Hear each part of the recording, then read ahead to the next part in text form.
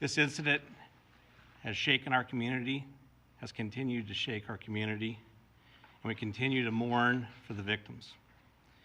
We will continue to vigorously pursue the investigation and pursue justice in this case. It is a complex and terrible crime, and it will take some time to resolve. Today, we want to clarify what we know and where we're at in this investigation. Our primary goal is public safety and to get a completion of this case and bring someone to justice. We continue to dedicate all the resources to this investigation. We've had 646 tips received, and all will be processed, vetted, investigated, and cleared. We've done over 90 interviews in this case so far, and the Moscow Police Department is utilizing the assistance from the Idaho State Police, the Federal Bureau of Investigation, and the Latah County Sheriff's Office. The personnel that has been assigned to this from the Moscow Police Department is 4 detectives, 24 officers, and 5 support staff. Federal Bureau of Investigators, we have 22 investigators in Moscow, 20 additional are assigned and located in the Treasure Valley, Salt Lake City, Utah, and West Virginia. We have 2 behavior analysis individuals from the Federal Bureau of Investigation. For the Idaho State Police, we have 20 investigators, a public information officer, ISP forensic services, and a crime scene team. We have 15 uniformed troopers to assist our community to help provide the additional resources for our patrols. Detectives are looking to develop any content that would help us in this event. Anyone who has observed any notable behavior or has any video surveillance or can provide relevant information about these murders, please call our tip line at 208-883-7180. Or you can email the tip line and that is tipline@ci.moscow.id.us. At this time, I would like to introduce Captain Lanier to give you some additional information.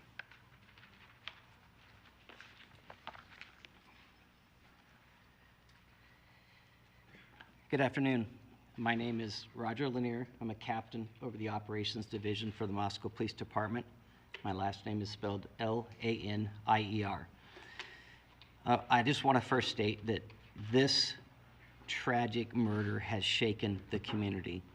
It's been very hard for members of the community, and it's been equally difficult for our officers and for the investigators. We will continue to put all of our resources towards investigating and bringing this to a resolution. Here's what we've determined so far. On the evening of November 12th, Kaylee Gonsalves and Madison Wogan were at a local bar and were later at a food truck in downtown Moscow. They arrived home at approximately 1:45 a.m. on the morning of November 13th. Ethan Chapin and Xana Kernodle were at the Sigma Chi house before also arriving home at approximately 1:45 a.m.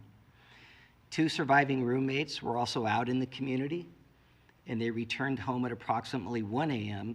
and did not wake up until later that morning. On the morning of November 13th, at 11:58 a.m., a 911 call was placed to the Whitcomb Dispatch Center reporting an unconscious person. The call originated from inside the residence and was made from the phone of one of the surviving roommates. Moscow Police Department officers responded and located 4 victims, 2 on the 2nd floor and 2 on the 3rd floor. The Latah County coroner has conducted autopsies, and detectives have been provided with the results of those autopsies. We know that the autopsies confirmed the identity of the 4 victims. determined the cause and manner of death as homicide by stabbing, and determined that it was likely all 4 victims were asleep during the attack. Some of the victims had defensive wounds, and each victim was stabbed multiple times. There was no sign of sexual assault. Investigators have determined 2 areas of interest within the city and have provided maps which are on our Facebook page and on our website. And these are areas that they have canvassed for additional surveillance video and tips, and have contacted several residents in the areas. The areas are generally south of Taylor Avenue to Palouse River Drive and west of Highway 95. Detectives have also canvassed several other neighborhoods looking for evidence, looking for additional surveillance video, and contacting residents and speaking to them to see if they may have heard or seen something. I want to address several areas of speculation, conjecture, and misinformation that has circulated on social media platforms and otherwise. We do not believe the following individuals are involved in this crime: the 2 surviving roommates, a male seen at the grub truck food vendor downtown, specifically wearing a white hoodie, a private party who provided rides home to Kaylee and Madison in the early morning hour of November 13th. Additionally, the identity of the 911 caller and the 911 call have not been released, so any information out there is speculation about that. Investigators are aware that multiple phone calls from Madison and Kaylee's phone were made to a male subject. Any online reports stating that the victims had been tied and gagged are not accurate. Detectives seized the contents of 3 dumpsters on King Road and searched those dumpsters in an effort to find additional evidence, but nothing of note was discovered. Early in the investigation, local businesses were canvassed in an effort to see if any fixed blade type knives may have recently been purchased. And currently, there are no suspects in custody, and we have not located a weapon. I want to assure you that every investigator involved will continue to put all of their resources and all of our partner agencies' resources into continuing this investigation. We do appreciate the community's support. We understand how stressful it is, and we will continue to work through this situation. At this time, I would like to turn the mic over to Colonel Wills from the Idaho State Police.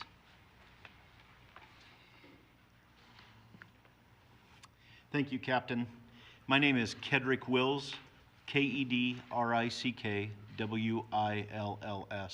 and I serve as the Director of the Idaho State Police, and I appreciate your attendance this afternoon as we talk about this horrific, horrific crime. The murders of Ethan, Xana, Madison, and Kaylee are a tragic loss to all of us. Nothing we can do will bring back these young lives. But we have an absolute commitment to working together to solve these senseless murders. And the way that we know how to do that is partnerships. And our partnership with the Moscow Police Department, with the Idaho State Police, the Federal Bureau of Investigation, and the University of Idaho to bring this issue to a conclusion and bring this to justice is absolute. We continue with Idaho State Police resources here on the ground in Moscow and throughout Idaho. Whatever the needs are, that's what we want to do. And the chief spoke about the Idaho State Police resources that are here, and he spoke about patrol resources, and we have those uniformed troopers here in Moscow and on the campus of the University of Idaho to help people to feel safe and to provide that security to the people that are here, both in the student body as well as in the community at large. And we will continue to do that as long as is necessary throughout this time. In addition, that's in addition to our forensics team that was here, in addition to our investigative team and all the other state police resources. We know that people want answers. We want answers too. As was already mentioned, this is really, really difficult for those investigators, those dedicated professionals who are investigating this crime. And a lot of people have expressed their desire to help, and the best thing that most of people can do to help is to stop with any kind of rumors and just seek official information that comes out of the Moscow Police Department. Anything that we have that we can share from a law enforcement perspective, we will be sharing just as soon as we can, because that's how we think that we can get this to conclusion. Please rely on official sources of information, and please be patient. I understand that everybody wishes that this was solved already, but these things take time. It takes time to work through. You heard the stats of all the tips and everything, the interviews and everything that's been done. This takes time for our investigators to work through. So please be patient as we work through this investigation. We owe this to these young kids, to these young adults. We owe it to them. And we are absolutely dedicated to make sure that that happens. Thank you. At this time, I'd like to introduce the University of Idaho President, President Scott Green. Scott Green, President, University of Idaho. Last name spelled Green, like the color. First, we continue to extend our heartfelt condolences to the families and friends of the victims. As stated earlier, we want justice and appreciate the increased resources from the Idaho State Police and FBI that have been brought to bear on this crime. We fully appreciate and share the frustration of our students, employees, parents, and community members who continue to push for answers. While we wait for answers in the investigation, we've ramped up our security safety practices and are listening to students and supporting them in any way possible.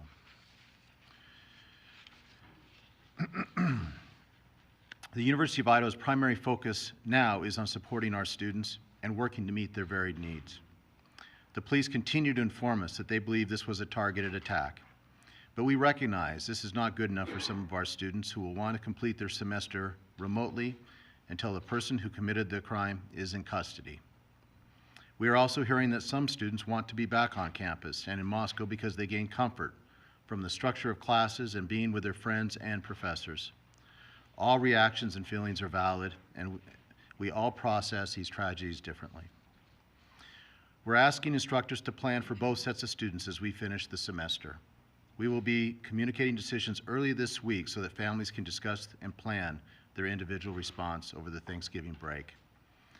We learned a lot during COVID, and we have many course delivery options our faculty can deploy to meet student needs. Student and employee safety remain our priority. We have increased security patrols on campus since we were notified of this off-campus incident. We have also benefited from increased Idaho State Police presence on our campus, which we are grateful for. They have been a very visible force, and they will continue this dedicated presence on our campus into the foreseeable future. Importantly, they have also assigned resources to the community since this crime occurred off campus. In addition to the campus-wide precautions being taken, we offer the following safety and security features in our residence halls. We will continue our Safe Walk, available 24 hours a day, 7 days a week. All residence halls are locked 24 hours a day and only accessible by students that live in the building. All guests must be accompanied by a resident of the building. Each residential community has a dedicated resident assistant staff and a live-in full-time resident director to help ensure a safe environment. Every evening, there are resident assistants that are on duty to perform safety and security rounds in their area, including during fall break. Housing and resident life always has at least 2 full-time staff members that are on call to provide support and emergency response 24 hours a day, including over the fall break. And our Learning Center Information Desk Living and Learning Center Information Desk is open 24 hours a day and will be open all of fall break for our students' needs. While we certainly hope there is a swift closure with the arrest of whoever is responsible for this crime, We must also be prepared for all the possibilities, including a lengthy investigation. We must balance safety concerns and the need to grieve, along with the long-term needs of our students and our employees. We're making security our top priority. We are also planning for the very real possibility that some students aren't comfortable returning to campus. We will do our best to meet the needs of all students. Our faculty is working hard over the break to consider alternative delivery methods. We will also continue making counseling services available for all our students and employees as we process our grief. The care and concern for our Vandal family is our primary role, and we take that very seriously. We are a Vandal family, nothing means more to us than family. And I'd also like to just thank all those for the great outpouring of support we've received from the nation. It's been incredible time, and all those who stand in solidarity with us, just know it means a great deal to us. Thank you.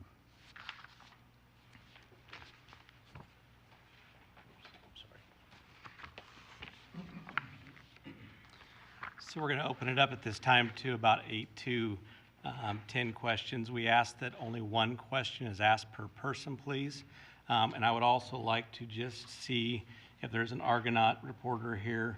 I think it's only fair to give our student reporter the first shot. Speak up if you're in the room, if you're from the Argonaut. There. Are you from the Argonaut? Are you from the University of Idaho Argonaut? Is anybody from the University of Idaho Argonaut? Okay. Okay. Thank you. Good afternoon. I'm Ted Williams, Fox News. You all have said that these killings are targeted. Can you share with us why you believe they are targeted killings? And do you know who, if any, of the victims were the actual targets of the killings? As we stated earlier in the previous press release, or press conference, we believe they're targeted because we take a totality of all the circumstances that we're looking at. Do we know any one person that it was targeted? We're not able to say at this point in time due to our investigation, but we still believe that. But we, like I said, we take a totality of everything that we're looking at. Chief Glenn Mosley, Idaho Public Radio here in Moscow. On the resources, do you have the resources that you need?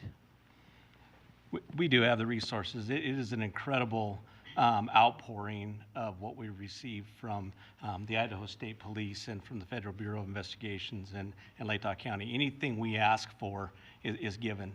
So at any time, if we need additional, all I have to do is call the colonel, and he will provide that. He's already guaranteed me that, and I know the FBI has said the same thing. Hi, Emma Epperly from the Spokesman Review. I know you've said you're not going to release who the 911 caller was, but was the killer the 911 caller? I will tell you no. Can you clarify, you said it was made from the roommate's phone, but you didn't say the roommate made the call. So did the roommate make the call on the roommate's phone, or can you clarify if it was another individual who made the call?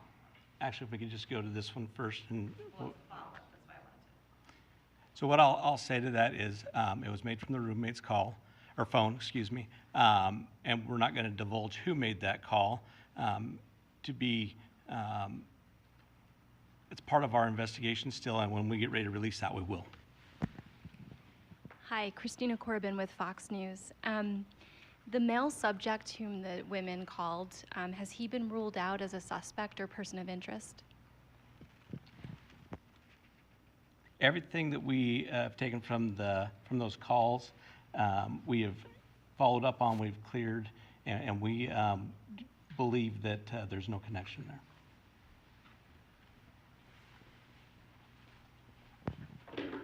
Gotti Schwartz, NBC News. Just following up on the 911 call, you said that you don't believe that's the killer. Can you conclusively rule out the person that called 911 from inside the home as a suspect in this case? Can you go ahead and just ask that one more time, please? The person that was inside the home that called 911 that was not one of the roommates. Can you conclusively rule that person out as a suspect at this point? I don't think I said that it wasn't one of the roommates. I said that it was used with the roommate's phone. I believe somebody asked if that was the killer, and you said no. No, that's correct. Was there someone there other than the two roommates when police responded to the home? So will you clarify that for me? You're not confirming a roommate called 911, but they used the roommate's phone. So was there someone else at the home other than those two roommates? There was other friends that had arrived at the location. How many? Everybody made the call. Honestly, I'm not quite sure at this time, to be quite honest. Do you guys have any idea if the killer's still within the community, or are you looking outside the community for the killer in terms of their physical location? We are looking everywhere that evidence would lead us. I can't say if the person's here. I can't say what community the person's in. We're utilizing every resource we can to make that location of that individual. And part of that is the safety of our community is paramount, and that's why we brought in the resource that we brought in to keep our community as safe as we can. Being so close to the border, does that make it kind of automatically an interstate investigation? Can you comment on that? I cannot comment on that. I'm not even aware. If you look in Washington at all, I guess, for... We're looking everywhere. I'm going to take 2 more questions. Do you still believe this attack was done by one perpetrator? And if so, how does one individual kill 4 people at night and not wake up the other 2 roommates? Our investigation will continue to look at all avenues of that investigation. I cannot disclose any of that information. I don't even know that information at this point in time, and that's why we're continuing to investigate. You don't know how this happened without the other 2 roommates hearing it or waking up or noticing? We do not. One more question. Hi, Angela Palermo, Idaho Statesman. In the press release yesterday, you confirmed that the victims were found on the 2nd and 3rd floors of the home. Can you say which of the victims were found where? I'm not going to go ahead and disclose that information. They were found on the 2nd and 3rd floor, and that's as far as we're going to go with that part of the investigation too, because all those key pieces do come to play later. So we do thank you.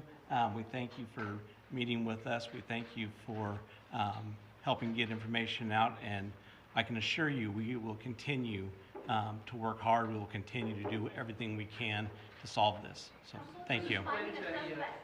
Is this related to any Adam mutilations? Are you the toxicology report? This person will strike